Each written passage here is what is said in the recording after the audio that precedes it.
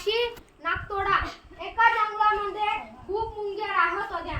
त्या खूप गव्हाचे दाणे घ्यायच्या आणि त्यांच्या घराकडे न्यायच्या. त्या खूप कष्ट करायच्या. एके दिवशी त्या जाता जाता एक मागची मुंगी पडली आणि ती त्या नागतोड्याला म्हणाली, नागतोड दादा मला एवढं दाणं उचलून दे ना.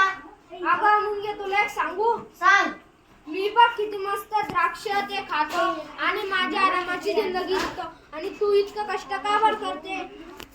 अरे तू तू तू पण कर आमच्या संग काम. काहून?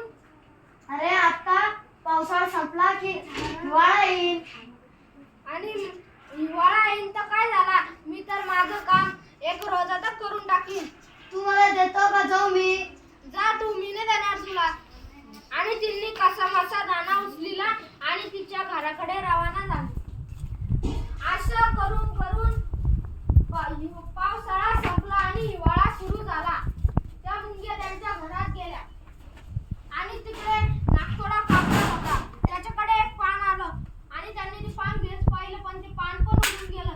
आणि तो म्हणायला लागला, अरे मी त्या मुंगीचं ऐकलं असतं तर आज पण मी तिच्या मस्त माझ्या घरात असतो, मस्त फळं ते खात असतो. तेवढ्यात तिची नजर त्या मुंग्यांच्या घराकडे गेली.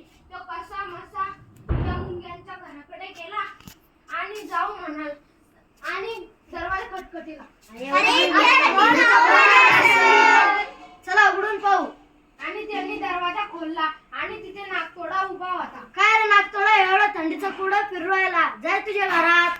अगं मी माझ्या घरात कुठून जाऊ? माझ्याकडे घर पण नाही, मला खूप थंडी वाजत आहे. तू मला तुझ्या घरात घे आणि मी तुझं खूप काम करू लागेल, फक्त हिवाळा संपूस तर. नाही तेव्हाच त्यांनी दरवाजा बंद करून टाकला आणि नागतोडा म्हणायला लागला, मला माझ्या कर्माच्या फळं भेटत आहे.